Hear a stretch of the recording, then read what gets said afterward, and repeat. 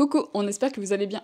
Aujourd'hui, on se retrouve dans un format un peu différent puisqu'on va te parler en fait face cam de notre expérience en PVT Nouvelle-Zélande. Donc qu'est-ce qu'on en a pensé, le positif et le négatif. On va te résumer un petit peu tout ça dans cette vidéo. Le PVT, donc permis vacances-travail, c'est un visa qui te permet de voyager et travailler dans d'autres pays entre 18 et 30 ans, voire 35 ans. Donc dans cette vidéo, on va te parler un petit peu de notre retour d'expérience. Du coup, on va te donner quelques chiffres concernant notre PVT en Nouvelle-Zélande, ce qu'on a fait exactement, ce qu'on a aimé, ce qu'on a moins aimé. On rappelle que c'est un avis qui est complètement personnel. Nous, c'est ce qu'on a vécu pendant ces 15 mois de voyage, ça diffère selon chaque personne. Et c'est juste en fait pour te partager un petit peu notre retour, ce qu'on aurait aimé savoir avant de partir et surtout ce qu'on a vécu sur place. La première question qu'on peut se poser, c'est pourquoi on a décidé de partir en Nouvelle-Zélande. Alors pour ma part, c'est parce que c'était un pays qui m'attirait depuis toujours, le fait que ce soit loin à l'autre bout du monde, je voulais savoir un petit peu ce qui s'y passait là-bas. J'ai toujours été aussi attirée par la culture maori et aussi toute son histoire, donc pour moi il fallait aller voir ce qui se passait vraiment sur place. Et puis comme beaucoup de personnes, que ce soit au travers des réseaux ou bien directement par des documentaires qu'on pouvait voir à la télé, c'est un pays qui m'a toujours attirée pour ses paysages, toutes les activités qu'on pouvait y faire et il fallait que j'aille voir ça en vrai. Bon, pour ma part, aller en Nouvelle-Zélande, c'était parce que c'était dans mon top 3, donc numéro 2 juste derrière le Japon, et aussi parce que Le Seigneur des Anneaux et Le Hobbit, ça a été tourné en Nouvelle-Zélande.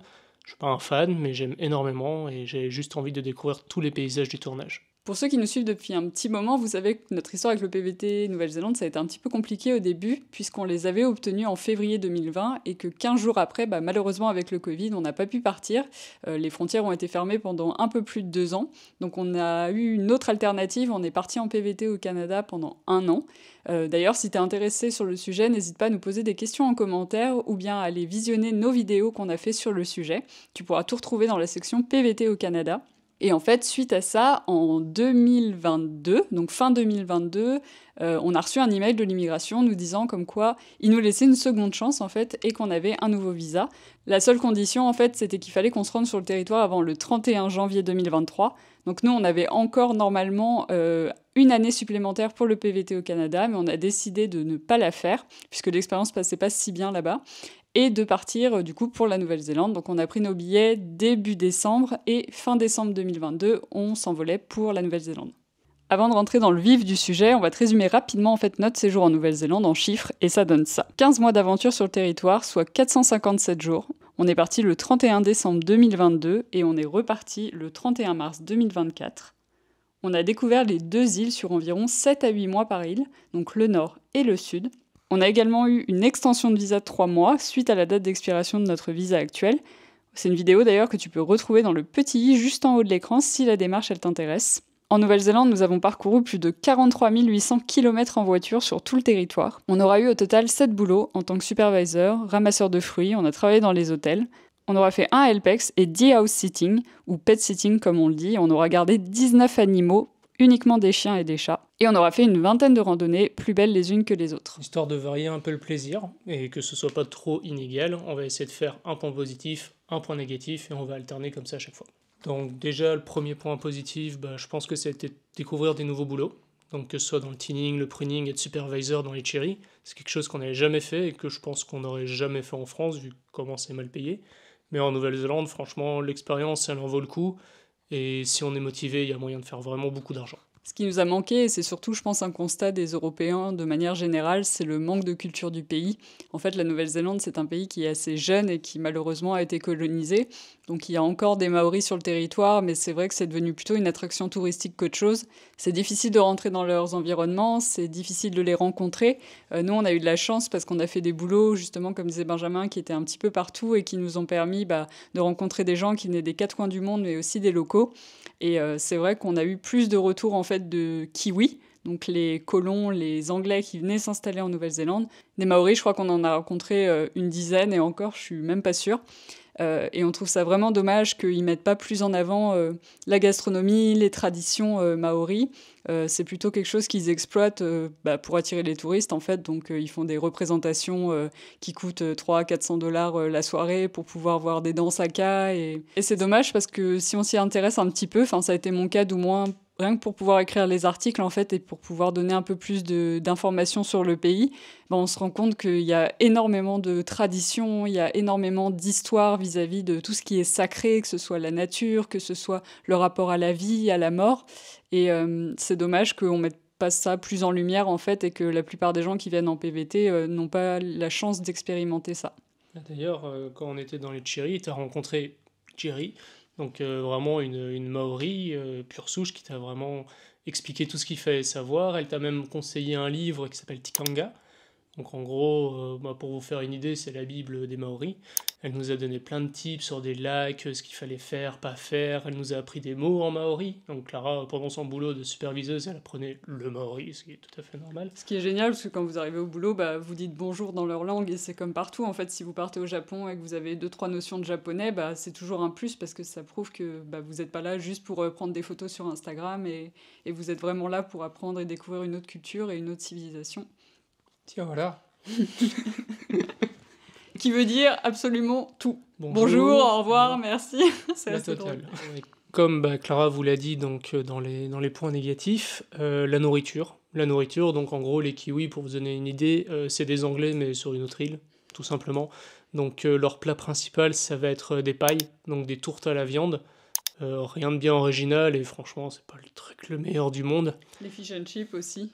Tout ce qui oui. tourne autour du poisson. Après, nous, on a goûté notre premier fish and chips avec les locaux, ouais. Et c'était vraiment super bon. Enfin, on s'attendait pas du tout à ça. Après, ils ont des trucs vraiment bizarres, parce qu'en fait, ils mettent de la panure donc autour du bas du poisson. Donc, en gros, c'est comme un fish sticks en France, quoi. Concrètement, c'est ça.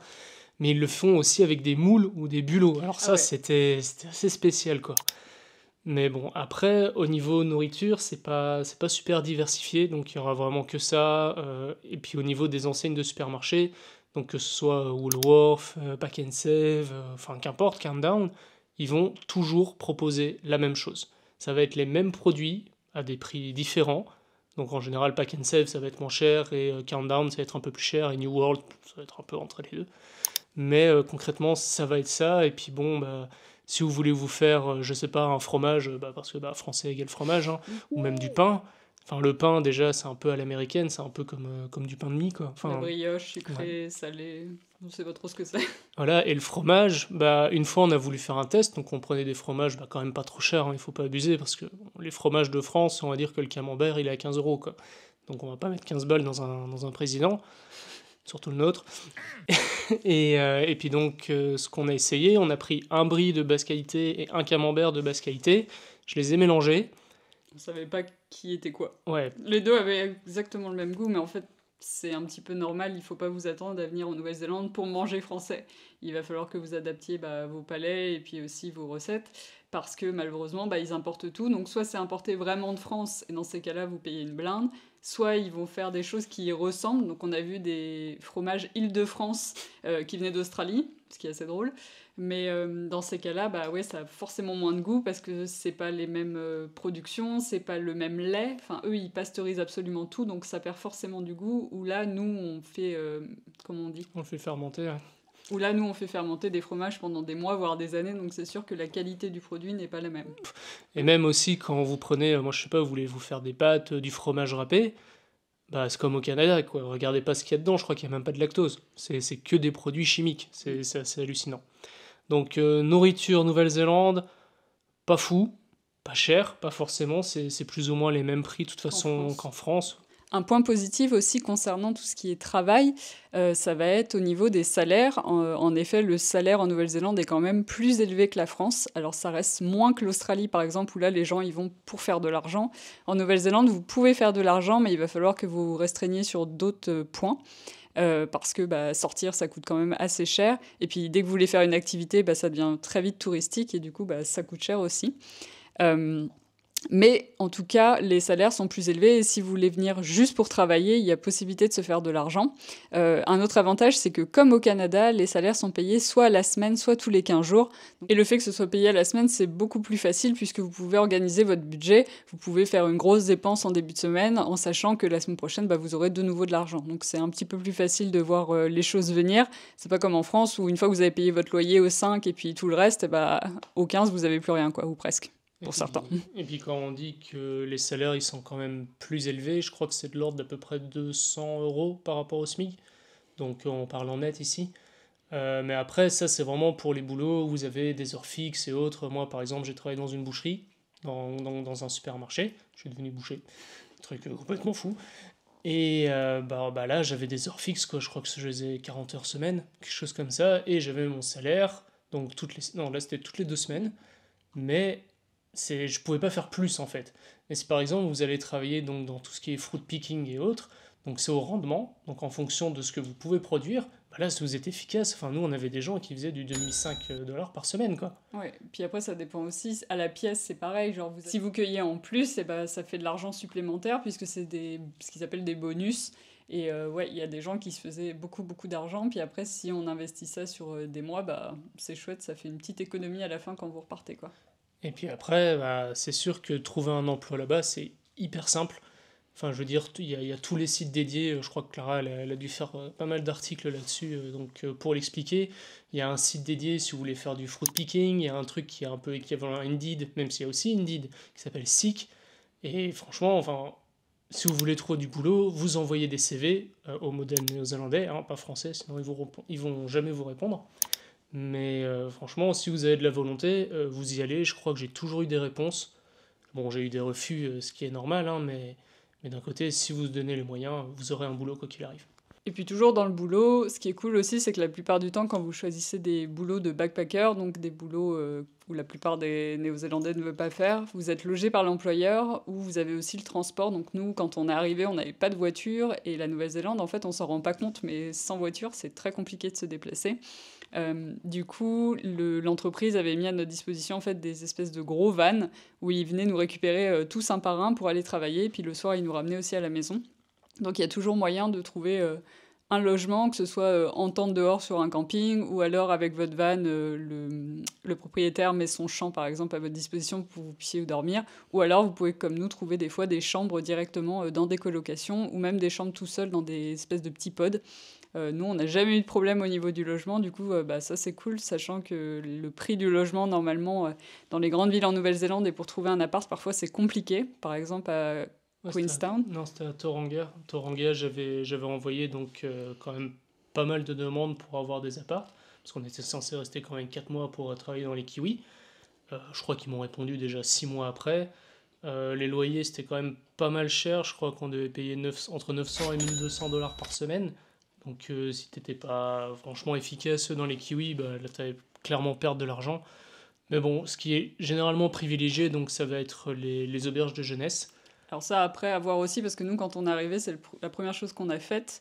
On a été voir sur place, sauf qu'il y avait une liste d'attente qui était impressionnante. Et le fait qu'on soit en couple et qu'on voulait ne pas se retrouver à 9 dans la même chambre avec 2 mètres carrés et toutes nos affaires, on n'a pas eu de retour rapidement. Et puis les prix étaient aberrants. Enfin, ça nous revenait, je crois, à 300 $ chacun pour la semaine, alors qu'on a trouvé une solution en faisant par exemple du LPEX où on payait rien du tout au niveau du loyer et on avait 3 fois plus grand et on avait notre intimité et on n'a jamais eu de soucis avec quoi. Donc il y a ce côté-là qui est super positif, mais il y a aussi du coup une différence culturelle qui est importante en Nouvelle-Zélande, c'est qu'on n'a pas la même façon de vivre, ce qui est normal, mais ils ont un manque cruel de savoir-vivre et de logique. C'est les 2 points vraiment qui nous sont venus pendant ces 15 mois de voyage. C'est que des choses qui nous paraissent toutes simples, par exemple que ce soit dans le travail, quand on a un problème et qu'on doit le solutionner directement sur place, en fait, c'est pas possible la plupart du temps. Il va falloir que vous vous référenciez à un supérieur ou un manager ou quelqu'un qui est dédié à cette tâche. Et c'est vrai que nous qui avons l'habitude souvent de tout faire au travail, en France, quitte à être exploité, parfois les patrons prennent des gens pour faire 5 boulots en un avec une seule personne pour limiter les coûts. Ici, vraiment, chacun a sa place et chacun doit faire ce qui lui est demandé. Et c'est vrai que pour nous, des fois, c'était un peu frustrant parce qu'on se retrouvait dans des situations où on se disait on peut faire quelque chose, on sait faire quelque chose, mais on n'a pas le droit parce que ça fait pas partie de la culture, en fait. C'est un peu comme l'exemple que donnait Benoît Poulvord en fait sur les cinémas. S'il y a un problème avec un connard qui a laissé une bagnole dans le cadre, tout le monde va commencer à hurler. Donc la première assistance m'a gueulé. Putain, le réalisateur gueule d'abord. Le réalisateur va dire putain, il y a une bagnole dans le cadre. Ça arrive au premier assistant. Qui gueule sur le premier assistant. Bouge cette putain de bagnole. Premier assistant qui dit Toki. Qui a mis la putain de bagnole dans le cadre? Deuxième assistant. Qui a mis la bagnole dans le cadre? Ça y est, c'est moi. Et on arrive à la fin au pauvre régisseur au mec qui fait ventouse, bouge cette putain de bagnole. Alors que chez nous, au lieu de chercher qui est le responsable, on la bouge. Mais des fois, ça pouvait vraiment être très compliqué, ne serait-ce que même tu parlais du savoir-vivre.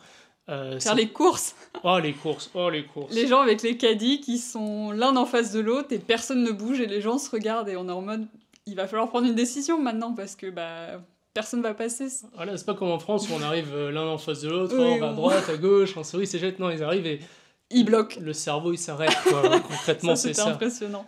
Et puis pareil, par exemple, vous êtes en course, on a eu quand même pas mal d'affaires comme ça où vous arrivez aux caisses, vous n'avez pas fini d'emballer vos affaires en fait quand vous passez aux caisses automatiques, et les gens sont déjà à côté de vous, en train de déballer les leurs, où il n'y a pas vraiment ce truc de la distance, je sais pas, il y a eu un manque de compréhension des fois des autres qui est assez impressionnant. Alors après, c'est pas tout le monde, et on a beaucoup remarqué là en voyageant ces dernières années que plus les gens voyagent, plus les gens sont ouverts d'esprit et plus les gens sont réceptifs à la compréhension de l'autre et l'adaptation avec l'autre, que des gens qui n'ont jamais bougé de leur pays, qui sont sur leur petite île et qui veulent clairement pas faire d'efforts ou s'ouvrir aux autres, on a des situations des fois où c'est assez compliqué. Ouais. Et pour le savoir-vivre, donc comme tu disais, nous on a eu des gros problèmes. Bon, peut-être qu'on est sensible depuis le Covid, mais la musique, le bruit et les choses comme ça, parce qu'il faut savoir qu'en Nouvelle-Zélande, l'insonorisation, Elle est nulle. Elle est vraiment nulle. Mais je veux dire, allez, par exemple, à un moment, on avait donc loué une espèce de logement à Tauranga. Donc les proprios étaient juste au-dessus. Mais putain, mais c'était une horreur, quoi. Déjà, ils avaient mis leur baffle à même le sol, donc ça faisait caisse de résonance avec notre logement en-dessous.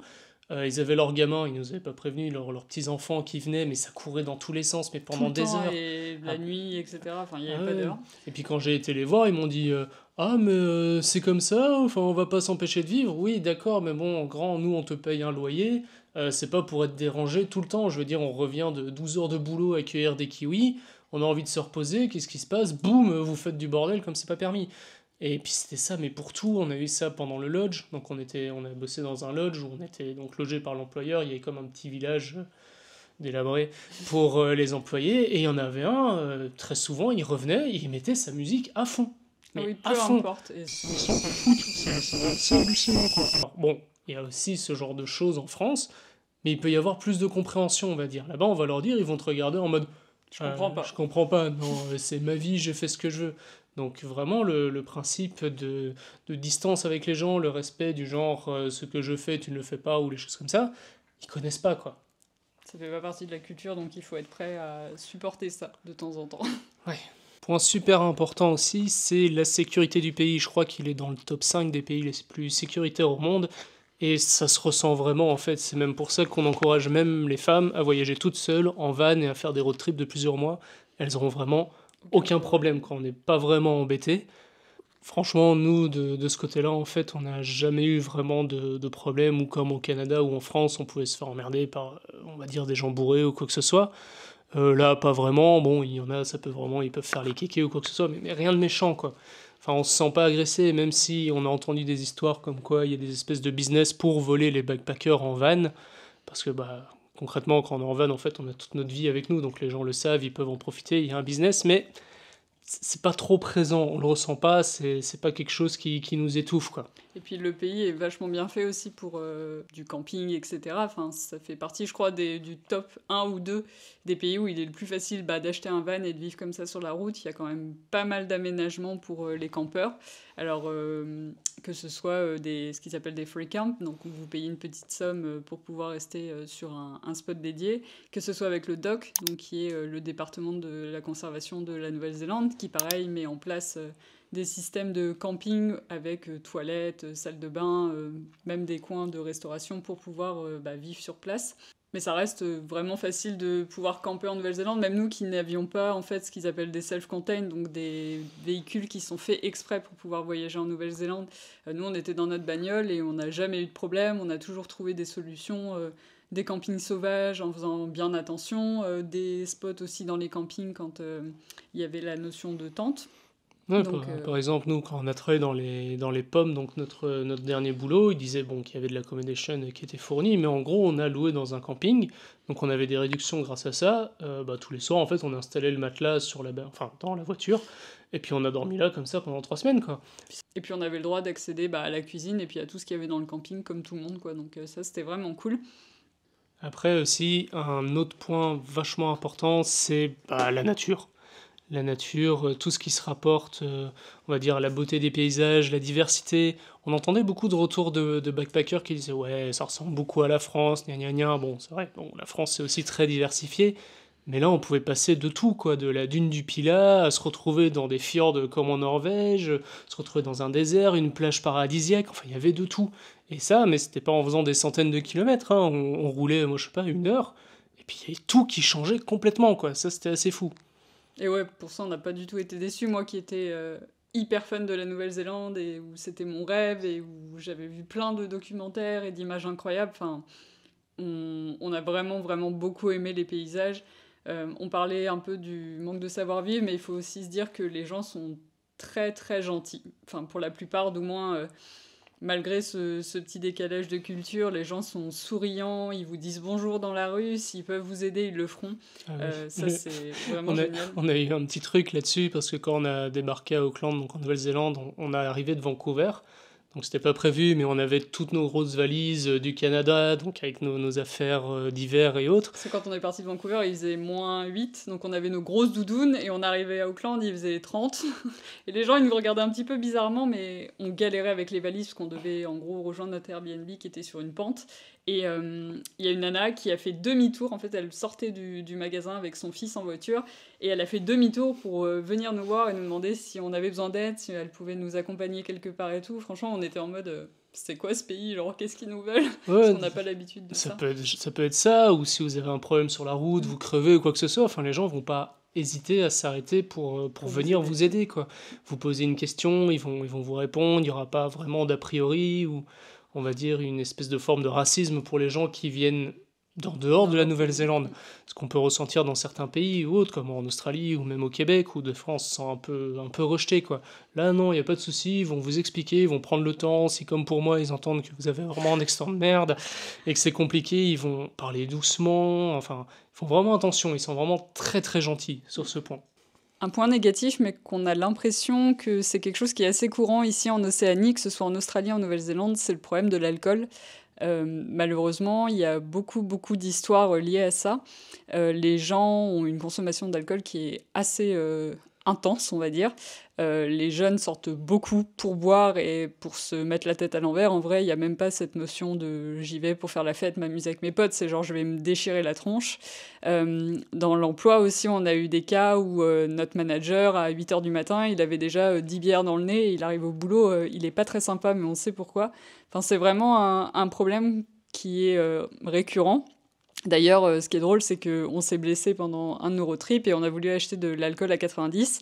Et en fait, on n'a pas pu en acheter parce que c'est complètement interdit, parce que certaines personnes qui n'ont pas les moyens de s'acheter des bouteilles d'alcool achètent de l'alcool à brûler, enfin moi j'appelle ça de l'alcool à brûler, et le boivent.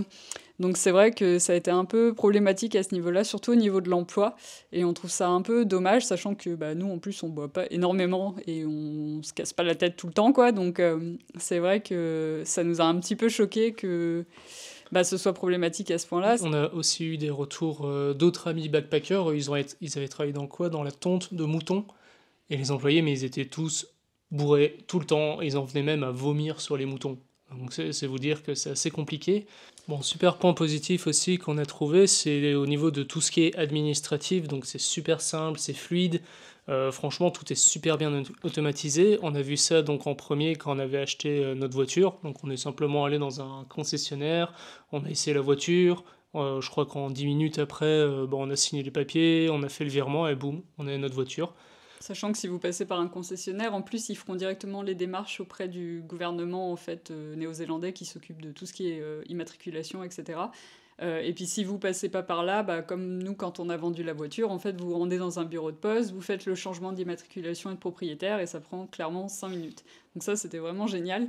Le point négatif par rapport à la conduite, par contre, c'est qu'il roule extrêmement vite et il respecte vraiment les limitations à la lettre. Ça veut dire que si, par exemple, on est à 100 et que d'un seul coup, il y a un panneau 50, il pile devant le panneau 50 pour être en règle. Mais Ils anticipent. ils anticipent pas du tout. Comment on appelle ça, les clignotants, ils connaissent pas du tout. Alors des fois, ils vous font des queues de poisson juste devant vous pour vous laisser passer, ou alors ils sortent vraiment au dernier moment et vous êtes obligé d'un peu piler parce que vous voulez pas leur rentrer dedans. Ou alors ils ont une espèce de technique, c'est pas vraiment une queue de poisson, mais c'est assez inversé. C'est en gros quand ils vous dépassent, quand ils dépassent, ça il y a pas de souci, mais ils collent à l'arrière et ils prennent de l'espace devant. Mais je veux dire, au moment où ils dépassent, si moi je freine, il y a le moindre truc, mais ils nous rentrent dedans, quoi qu'il arrive, quoi. On va vous parler maintenant des toilettes. Alors ça paraît un peu bizarre, mais c'est vrai qu'en Nouvelle-Zélande, on a remarqué qu'il y en a absolument partout. Et en plus, elles sont d'une propreté incroyable. Que vous alliez en ville où il y a tout un service limite automatisé qui vous dit quand rentrer, où appuyer sur le papier et tout, c'est beaucoup trop drôle. Musique, machin, enfin vraiment pour mettre à l'aise, quoi. Et puis pareil, en randonnée, vous avez souvent des points toilettes pendant les marches. Et puis à l'arrivée, vous avez pareil des toilettes pour tout le monde en plus. Et après, point négatif qui rejoint un peu celui-là, et c'est très bizarre, c'est les poubelles. Alors les poubelles, il n'y en a pas. Je sais pas si c'est comme au Japon où on est censé garder nos déchets sur nous, mais je veux dire, allez, on va faire un pique-nique après une grosse randonnée, on va dire de 6 heures ou quoi que ce soit, il n'y a pas de poubelle. On va trouver des toilettes, ça n'a pas de problème, mais des poubelles, il n'y en a pas. C'est assez frustrant des fois. Mais après, ce qui est drôle, c'est que le pays est très propre. Il n'y a pas énormément de déchets dans les villes ou sur les pistes de randonnée, etc. On n'a pas vu de choses qui nous ont choqués par rapport à là où on est en Australie, où les déchets, il y en a beaucoup. Malgré le fait qu'il n'y ait pas beaucoup de poubelles, c'était très très propre. Petit point négatif, mais bon, c'est un point négatif sans en être un, c'est les distances. On ne s'en rend pas vraiment compte, mais dès qu'on veut faire le moindre petit truc, en fait, ça nous prend des heures, quoi. Même si c'est dans la ville d'Auckland ou quoi que ce soit, c'est extrêmement bien desservi en transport en commun que personne ne prend, concrètement, parce qu'ils sont toujours tous vides. Mais je veux dire, allez, le premier jour où on est arrivé, on s'est dit, oh, on va rejoindre une plage et tout, ça a pas l'air trop loin, machin. Je crois qu'on a mis 2 heures à aller. C'était une horreur. Quand on a eu notre premier boulot, donc on partait de Auckland et on a été jusqu'à Gisborne. Je crois qu'en bus, ça nous a pris 9 heures. 9 heures avec un arrêt, je ne sais même plus où c'était, mais on a fait un arrêt et c'était vraiment extrêmement long, quoi. Donc en fait, dès qu'on arrive, le mieux, franchement, c'est de trouver un véhicule. Vis-à-vis de la gratuité des activités, ça c'était vraiment quelque chose qui était génial parce que vous pouvez presque tout faire gratuitement, hormis comme on vous disait, si vous voulez vraiment vivre une expérience touristique à mort, par exemple faire les volcans ou qu'est-ce qu'il y avait d'autre, faire du snorkeling, faire du saut en parachute, etc. Des trucs sur les Maoris et autres, là ça va commencer à chiffrer, quoi. Mais si vous voulez juste vous balader, faire des randonnées, aller d'un point à un autre, même la plupart des musées sont gratuits, ça c'est vraiment génial. Nous on a fait le musée de Te Papa qui était incroyable, on a passé 4 heures dans le musée parce que c'est immense et on a découvert un peu plus du coup l'histoire de la Nouvelle-Zélande, la faune, la flore, etc. Chose qui est bien d'ailleurs parce que la faune, il y a énormément d'oiseaux et d'animaux si vous êtes fan des animaux, mais il n'y a rien de méchant. Et du coup, ça nous changeait parce qu'on venait du Canada où la moindre randonnée ou le moindre parc national était payant. Alors, c'était pas des sommes énormes, mais si vous faites le calcul sur un voyage, ça chiffre quand même. Là, au moins, vous avez juste à mettre vos chaussures de randonnée et puis partir découvrir les terres. Et ça, c'était vraiment incroyable. Alors moi, comme je vous l'ai dit, l'une de mes raisons pour venir en Nouvelle-Zélande, c'était le Seigneur des Anneaux, donc tout ce qui touche à Tolkien et autres. Ouais, franchement, là, on n'est pas dépaysé, on adore si on vient. Je veux dire, on peut choisir sur Google Maps, les gens, ils référencent les endroits où on peut aller. Donc, pauvre Clara, moi, je l'ai emmené dans la plupart, mais ça peut être, je veux dire, on a gravi une espèce de petite colline, où on se dit, ouais, on sait pas trop à quoi ça ressemble, puis on regarde le film et on voit qu'ils ont mis de la CGI partout pour construire un village ou quoi que ce soit dessus. Mais on y est, c'est important. Et puis il y a Hobbiton. Hobbiton, là, on va dire que c'est le village des Hobbits qu'ils avaient reproduit donc, pour les films du Seigneur des Anneaux et du Hobbit. Et on a le droit de se balader partout, on a le droit de manger, il y a des activités, il y a des banquets. Puis c'est une visite guidée qui dure à peu près 2 heures dans l'univers où on vous raconte des faits, que ce soit sur la réalisation du tournage, que ce soit sur les décors, etc. Enfin, c'est vraiment hyper intéressant, mais moi qui ne suis pas une énorme fan des trilogies, j'ai vraiment trouvé ça génial. Et puis vous partagez un moment avec un groupe, avec des passionnés souvent, donc ça c'est vraiment cool. Et puis après, comme je vous dis, ça peut être, allez, à un moment on était à Queenstown, bah, il y avait un énorme lac devant, bah, jamais j'aurais su qu'en fait 10 km plus loin, c'est là-bas qu'ils avaient tourné Isengard, tout simplement, pour ceux qui connaissent quoi. Mais franchement, si vous êtes fan ou passionné du Seigneur des Anneaux et des films de Peter Jackson, allez-y, sans hésiter. Malheureusement, on est encore une fois tombé à la mauvaise période. Je crois qu'on va faire une vidéo dédiée dessus sur nos anecdotes de voyage de Poissard, parce que la plupart des sites qu'on a voulu faire, qui étaient très touristiques, où on s'est dit bon allez on y va, eh ben ils étaient fermés. On a eu le cas à Cathedral Cove, donc qui est cette grosse pierre avec l'arche qui a servi de lieu de référence pour le tournage de Narnia. Le site était complètement fermé parce qu'il y a eu des éboulements. On a fait un peu nos rebelles, on y allait, mais on s'est quand même retrouvé bloqué au bout d'un moment, on n'a pas pu y accéder. D'ailleurs, si tu veux voir la vidéo, on va te la mettre juste ici, tu vas voir, c'est assez marrant. Mais après, tout ça a découlé, en fait, c'est que pendant qu'on faisait les kiwis, on s'est tapé 2 énormes cyclones. Il y a eu des énormes cyclones, ça arrêtait pas de pleuvoir, des vents extrêmement violents, donc ça a tout défoncé en fait dans l'île du Nord pour plusieurs mois, et du coup on l'a vu qu'après, à force de voyager, que tout était fermé, quoi. Enfin, Donc là, ouais, on n'a pas eu de chance. Je sais qu'il y a encore des sites qui sont fermés aujourd'hui. Il y en a d'autres qui rouvrent au fur et à mesure parce qu'ils sont en train de faire des réparations. Mais ça, c'est quelque chose qu'il faut prendre en compte, c'est que la météo en Nouvelle-Zélande, il faut s'accrocher. On nous avait dit, vous allez voir, c'est les 4 saisons en une seule journée. Et c'est vrai. On a eu le cas quand on a gravi Taranaki. On est parti le matin, grand soleil, 30 degrés, on s'est dit c'est génial. Et puis on a commencé à monter, il a commencé à pleuvoir. Et puis arrivé presque en haut, là où on voulait découvrir la montagne, où il y avait une réflexion normalement dans le lac, on s'est tapé de la neige, de la grêle, et tout était nuageux. On voyait absolument rien. Et ce qui est drôle, c'est que quand on est redescendu, on avait de nouveau du soleil. Et en fait, c'est parce qu'il y avait un nuage qui était juste au-dessus de la montagne et qui couvrait absolument tout.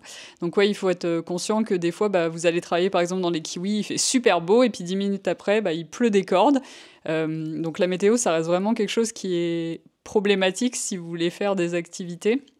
Il faut toujours avoir un plan B au cas où qu'il se passe quelque chose au niveau de la météo.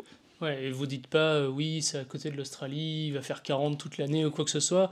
Non, vous avez l'Australie ici, la Nouvelle-Zélande c'est là, l'Antarctique c'est ici, hein. C'est vraiment à côté. Donc n'hésitez pas quand même à prendre quelques vêtements chauds ou les acheter sur place parce que ça peut changer mais tellement vite, il peut faire tellement froid l'hiver. Ouais, on a eu du -4 à peu près, et puis au niveau des températures les plus hautes, on avait peut-être 32 à 35 degrés. Ressenti 38, 39 des fois. Ouais, mais il faisait pas super chaud. Enfin, on n'a jamais eu un temps comme on peut l'avoir ici alors qu'on est en hiver. Enfin, actuellement, on est en Australie et on est en fin de période hivernale, mais il fait aussi chaud que l'été qu'on a eu en France, là, il y a pas longtemps, quoi. Alors même si c'est facile de trouver du boulot, que c'est tout beau, c'est tout propre, quoi que ce soit, il y a quand même des arnaques. Ça, ils vont pas hésiter quand même si vous êtes des backpackers et autres, parce qu'ils vous disent ouais, vous êtes là temporairement, s'ils vous la mettent à l'envers, vous allez rien faire. On a eu le cas quand on travaillait dans les kiwis, on avait parlé donc à un gars qui avait travaillé l'année dernière, et en fait, bon, c'est pas pour faire un stéréotype ou racisme ou quoi que ce soit, mais il nous a conseillé, si vous devez travailler dans les kiwis, ne bossez pas pour des Indiens. Concrètement, ils vont essayer de ne pas vous payer, ils vont disparaître du jour au lendemain, ça va être des entreprises fictives ou quoi que ce soit. Ils vont vous faire travailler, vous n'allez pas être payé, vous n'allez rien pouvoir faire. Sauf que au bout d'un moment, en fait, on nous a parlé d'un truc qui s'appelle Fair Work. En gros, ce qu'il faut savoir en Nouvelle-Zélande, c'est que d'une manière générale, l'employé est plus protégé que l'employeur. Donc si l'employeur vous la met à l'envers, vous l'attaquez, dans tous les cas, pratiquement, si c'est justifié, vous allez gagner. Et on a pu le voir sur certains boulots où les patrons, en fait, ils ont essayé vraiment de la jouer par réglo avec nous. Puis on a juste dit, ouais, on va contacter Fair Work et tout ça. Ils se taisaient, mais directement. C'était assez hallucinant. On les a même contactés, plus d'autres entreprises, quand on a eu des problèmes quand on travaillait dans le lodge. Parce que ça s'est extrêmement mal passé. Ils nous traitaient vraiment comme des moins que rien, quoi. C'était pas vraiment justifié. Et on a fait ça. Bon, on a fini par partir, hein, mais il faut savoir que quand vous citez ça, ils vont flipper, quoi. Le dernier point positif qu'on va citer dans cette vidéo, ça va être le house sitting ou pet sitting. C'est quelque chose qu'on a découvert en Nouvelle-Zélande, du coup, qui est du gardiennage d'animaux. Alors, vous n'êtes pas rémunéré, mais vous avez le logement gratuit. Et ça, c'est vrai que c'est un bon plan qui nous a sauvés pendant presque toute notre trip, puisqu'à chaque fois, on logeait dans des maisons dans différentes provinces et on pouvait visiter comme ça les environs sans payer de logement. Par exemple, on est resté plus d'un mois à Auckland en gardant un chien et on a économisé, je crois, entre 9 et 12 000 $, ce qui est énorme. Moi, ça m'a même permis de travailler à côté. Donc, on était sur Davenport. Ce que je vous ai dit, j'ai été boucher. Clara, elle s'occupait du chien, tout ce qu'elle voulait. Et puis, en plus, on était dans une baraque. Mais... Elles sont souvent incroyables, les maisons qu'on peut avoir. Voilà, là, par exemple, on fait la même chose en Australie. Là, on est dans une maison, il y a la piscine, il y a, je crois, 5 chambres, une salle cinéma. La nana, elle s'est vachement bien entendue avec nous. Elle nous a laissé sa Mustang. Enfin, des trucs complètement fous, quoi. Puis ça permet aussi de rencontrer des gens et de discuter souvent avec des locaux ou des gens qui ont voyagé dans le pays, donc qui auront plein de recommandations à vous faire, que ce soit pour du travail ou pour des endroits à visiter. Donc ça, c'est vraiment génial. D'ailleurs, si vous êtes intéressé, on va sortir une vidéo d'ici peu sur le sujet, donc n'hésite pas à t'abonner et puis tu pourras visionner la vidéo sous quelques semaines. Donc là, pour cette vidéo, on va essayer de faire une espèce de foire aux questions FAQ. Donc on a pris plusieurs questions qui nous ont été posées généralement sur Instagram et qui revenaient souvent. Je fais le présentateur, Clara répond. Donc, quel est votre plus beau souvenir et le pire en Nouvelle-Zélande ? Pour moi, le plus beau souvenir, ça a été vraiment l'expérience du planting. Pendant presque 2 mois, on a été planter des arbres dans la région du Canterbury, dans l'île du sud de la Nouvelle-Zélande. C'était un projet qui avait été mis en place par le gouvernement néo-zélandais pour pouvoir remettre des plantes en terre, pour pouvoir donner un petit peu de vie à ces terres-là. Et on a eu la chance de partager des moments incroyables avec une famille qui était semi-maori, semi-kiwi. Donc on a appris plein de choses, l'équipe était vraiment top, on a été logés, nourris, et puis on travaillait dans des conditions vraiment incroyables. On était en plein milieu de la vallée de Rangitata avec des agneaux, des vaches, enfin, c'était vraiment une expérience incroyable. D'ailleurs, si ça t'intéresse, on te la mettra en description, cette vidéo, puisque ça a vraiment été le meilleur job qu'on a pu avoir en Nouvelle-Zélande. Et le pire ? La pire expérience pour moi, ça aura été sûrement encore quelque chose lié au boulot, mais ce coup-ci dans un lodge où on était à Awaroa, sur l'île de Tasman, dans le sud de la Nouvelle-Zélande. On s'est retrouvés dans une entreprise qui avait l'habitude de pas respecter du tout ses employés, qui prenait un peu tout le monde pour des débiles. Truc tout bête, on est arrivé, rien n'était prêt, on ouvrait 2 jours après, il y avait qu'une toute petite équipe, on a dû faire des boulots qui n'étaient pas en fait dans nos contrats. On a dû limite rouvrir l'hôtel à nous tout seuls, construire les chariots pour le ménage, nettoyer les chambres. C'est pareil, on avait normalement l'accommodation qui était prévue. Ils nous ont donné des espèces de cages à poules. On a dû se démerder pour tout dépoussiérer, enlever tout ce qui était des champignons, etc.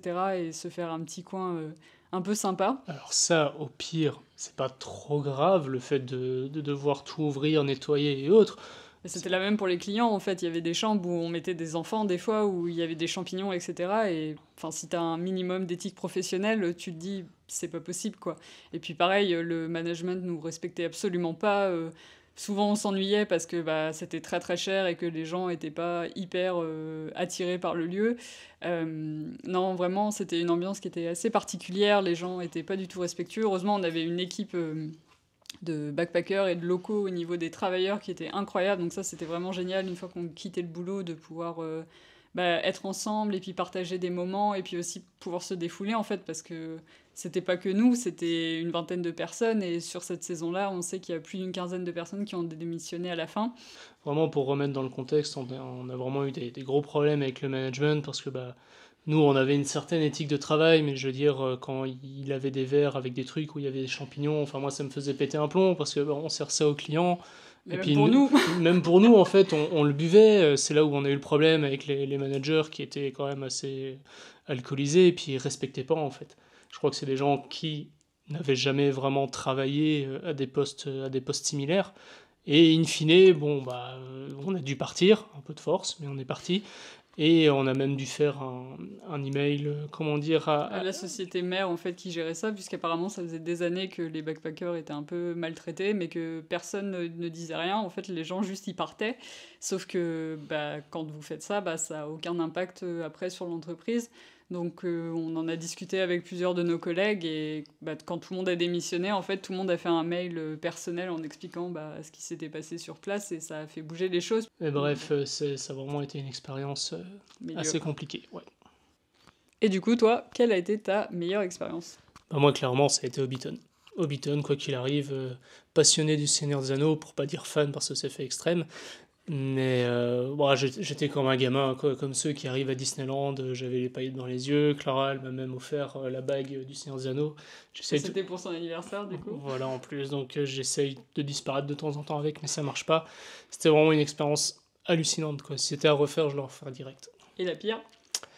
À la pire, ça c'est un peu plus personnel, c'est on va dire une semaine ou deux en fait avant qu'on quitte la Nouvelle-Zélande, j'ai ma grand-mère qui est décédée et du coup en fait je devais la revoir dès que je rentrais, ça faisait 2 ans et demi que je l'avais pas revue et c'est ce on s'en est rendu compte en fait à force de voyager, on adore ça, il n'y a pas de souci, mais il y a le problème de la famille en fait. Alors oui, on peut toujours les appeler ou quoi que ce soit, mais on n'est jamais à l'abri d'un problème comme ça en fait. Et puis on l'a vécu tous les deux, du coup, puisque, comme vous le savez, si vous nous suivez, on était au Canada auparavant et on n'a pas eu de retour entre le Canada et la Nouvelle-Zélande. On a directement voyagé du premier pays au second. Et moi, la première année, du coup, j'ai perdu mes 2 grands-parents à 4 mois d'intervalle, donc c'est pareil, il faut gérer le deuil. Et ça nous permet de revoir un peu nos plans, parce qu'en général, on se disait, ouais, on va partir 3 ans, machin, puis on reviendra de temps en temps. Là, avec ces événements, on est plus en mode on va partir et puis on essaiera de revenir au moins chaque année, quoi. Parce que là, on est parti pour au moins 3 ans d'Australie. Si tout se passe bien, le mieux ce serait de revenir, même si au niveau bilan carbone, c'est pas ouf. Mais au niveau personnel, ça reste important pour nous. Alors, autre question qui a été posée et que les gens veulent savoir, le peuple veut savoir, le top des choses à voir dans le nord et dans le sud de la Nouvelle-Zélande.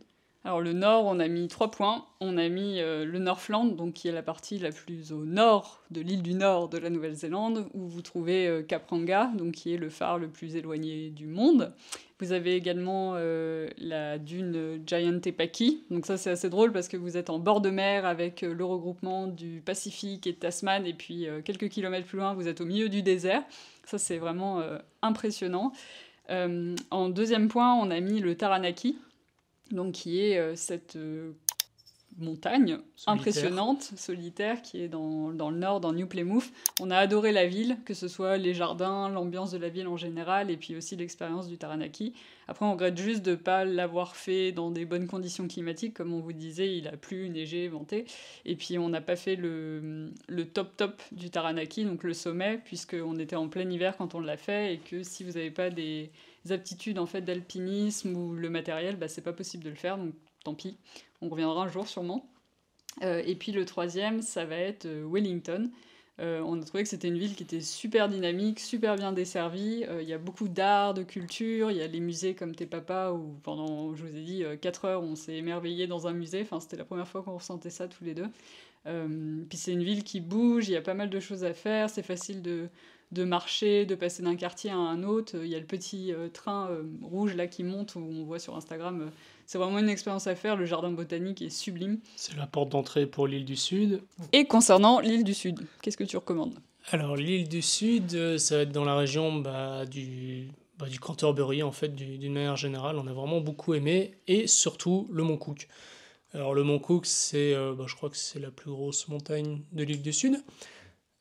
Je suis pas sûre de ça. Ouais, bon, en tout cas, c'est une grosse montagne, quoi. Il y a beaucoup de randonnées à faire autour. Juste avant, il y a un énorme lac qui a été utilisé pour le Seigneur des Anneaux également. Enfin non, pas pour le Seigneur des Anneaux, pour le Hobbit. Bref, c'est la ville sur le lac, non le Hobbit. Bref. Et grosso modo, oui, franchement, Mont Cook, c'est une expérience. On peut monter dessus, on peut y aller en hélico, il y a des hôtels en dessous, il y a des glaciers. Franchement, en plus, c'est pile sur les Alpes de l'île du Sud. Donc franchement, c'est un spectacle incroyable. Donc on a aussi mis les cascades de l'Otago. Donc l'Otago, ça va être tout ce qui est ville, Queenstown et autres, donc en bas à droite. Ça fait partie d'Otago. Et en fait, sur toute la côte à droite, donc ça on a fait une vidéo aussi que vous pourrez voir dans le petit, quelque part par là. Et c'est les cascades, en fait, il y en a partout, je crois, à chaque kilomètre, il y a une randonnée pour voir une cascade. Nous, on a essayé de les faire, en plus, on les a fait sous la pluie. Hein, voilà, la météo en Nouvelle-Zélande. Et franchement, en fait, on s'ennuie pas. C'est génial, je crois qu'on l'a fait pendant 5-6 heures. Et en fait, on descend, on suit le chemin normalement, et il y a plein de choses à voir tout le temps. Et le dernier point, ça je vais laisser Clara en parler, parce que c'est son petit coup de cœur, les fjords. Alors, pas un coup de cœur, mais c'était une expérience qui était assez incroyable. C'est que vous prenez un bateau de croisière, donc vous vous réservez en avance. Vous avez différents types de bateaux. Donc, vous pouvez être avec des gros trucs, ou vous êtes avec 50 personnes, ou vous avez des dîners, etc. Ou alors, comme nous, vous pouvez faire des petits séjours. Enfin, une petite activité avec un petit bateau et une dizaine de personnes. Et vous vous baladez pendant 2 heures sur le fjord, découvrir des cascades, découvrir le paysage et tout. C'est assez impressionnant.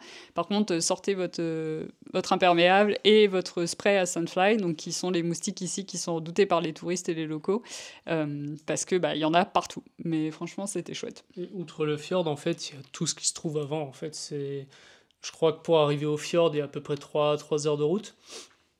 Et tout le long, en fait, c'est des paysages totalement incroyables. C'est des endroits qui sont en plus pas accessibles en voiture. Vous êtes obligé de faire des randonnées de plusieurs jours pour pouvoir les voir. Donc c'est vraiment dans l'extrême gauche de l'île du Sud, tout en bas. Et franchement, si vous avez moyen, allez-y, quoi. C'est magique. Autre question, très importante. Comparé à vos 2 PVT, Canada et Nouvelle-Zélande, lequel avez-vous préféré? La réponse, elle va être simple, hein. Ça va être la Nouvelle-Zélande, je sais pas pour toi. Oui, non, carrément, la Nouvelle-Zélande. Le Canada, en fait, on connaissait tous les deux. Benjamin y avait étudié pendant 2 ans, moi j'y avais travaillé, puis j'avais déjà fait des tours là-bas. Et c'est vrai qu'on a été un petit peu déçus par cette expérience parce que ça s'est pas déroulé comme on voulait. Et puis le post-Covid a été compliqué, tout est devenu très très cher, que ce soit pour les logements. Pareil, les conditions pour trouver un emploi, parfois c'était compliqué dans certains domaines.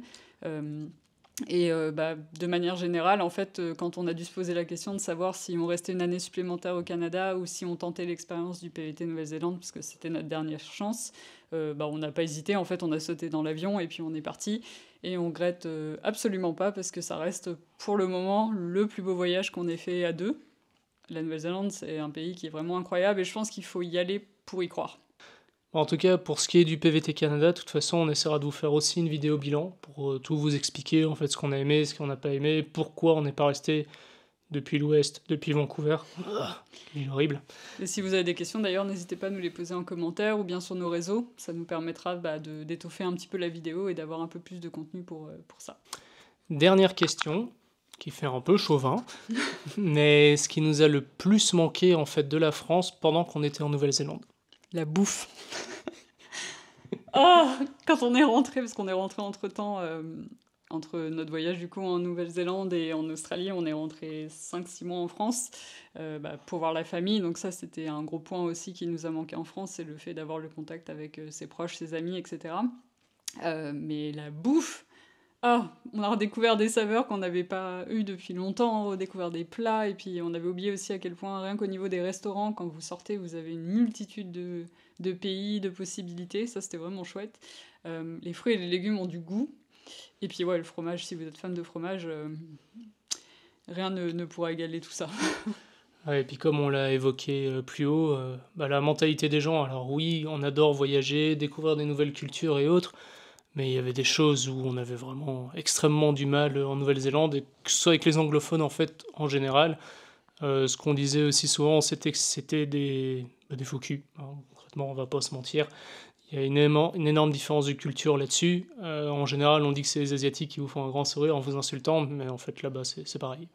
Oui, c'est arrivé où vous voyez que les gens sont gentils, mais c'est un peu comme au Canada, on l'a ressenti aussi, c'est que les gens seront toujours gentils avec vous de premier abord. Pour vous aider, il n'y a pas de souci, ils seront très disponibles, mais si vous voulez vous en faire des amis, c'est beaucoup plus compliqué, parce que ils ont leur vie et ils souhaitent pas forcément s'attacher aux gens qu'ils rencontrent, donc c'est vrai que c'est difficile de créer des amitiés pour la vie. Et puis il manque un petit peu cette franchise qu'on a nous les Français. On dit souvent que on râle tout le temps et que dès qu'il y a quelque chose qui va pas, on le fait savoir, mais on se rend compte en vieillissant que c'est vachement important en fait de dire aussi ce qu'on pense et pas de se laisser marcher dessus, surtout au niveau de l'emploi, parce que comme vous disait Benjamin avant, malheureusement ils savent où vous trouvez, ils savent que la plupart des gens, vu que ce sont des jeunes, ils l'ouvriront pas en fait, donc s'il y a un problème ils le diront pas ou ils se laisseront marcher dessus, ils travailleront quand même. Et on a l'impression qu'en France, alors forcément il y a des entreprises où c'est le cas, mais les gens sont quand même un petit peu plus défenseurs depuis ces dernières années sur les conditions de l'emploi, et la jeunesse ne veut plus forcément être exploitée pour un salaire de misère. Et c'est vrai que ce manque de revendication et ce manque de franchise nous a un petit peu manqué. Bon, On est rentré, on a pris les transports en commun, on s'est dit, les gens qui sourient, ça nous manque quand même. Ouais, parce que bon, même s'il y a ce manque de franchise, quoi que ce soit, même s'ils sont faux culs, ils vont sourire, donc c'est toujours Plus agréable. agréable. Voilà, plus agréable à regarder, quoi. En tout cas, on espère que cette vidéo vous a plu. On arrive à la fin de celle-ci. N'hésitez pas à nous laisser un commentaire ou à nous dire ce que vous en avez pensé. Ça nous aide aussi un petit peu à nous diversifier et puis à jouer ce jeu en fait de la caméra et de parler en face parce que c'est pas du tout naturel pour nous. Si vous avez des sujets de vidéo que vous voulez aborder ou des thèmes, que ce soit sur le Canada, la Nouvelle-Zélande ou bien là sur l'Australie, n'hésitez pas à nous le faire savoir. Et puis n'oubliez pas de vous abonner, que ce soit ici sur cette chaîne. Clique sur ce petit bouton, ou bien sur nos réseaux sociaux, donc que ce soit Instagram, TikTok. Bon, je suis pas très tiktokeuse, mais bon, il y a 2-3 vidéos qui traînent par là. Et surtout notre blog de voyage, donc qui s'appelle autourdunmonde.com, où on vous partage les articles sur les différentes destinations, les processus au niveau des démarches, que ce soit les visas, les démarches sur place, téléphone, etc. Vous pouvez un peu retrouver notre bible de voyage là-bas. Donc n'hésitez pas à nous faire un retour et puis à y faire un tour surtout. Un petit point quand même important, ce n'est pas un blog, c'est un site internet. Sur ce machin qui me sert de bible depuis toujours, auquel je passe beaucoup trop de temps. Donc voilà, n'hésitez pas à vous abonner, puis on se retrouve donc pour la prochaine vidéo qui sera sûrement La semaine prochaine. Voilà, notre arrivée en Australie. À bientôt.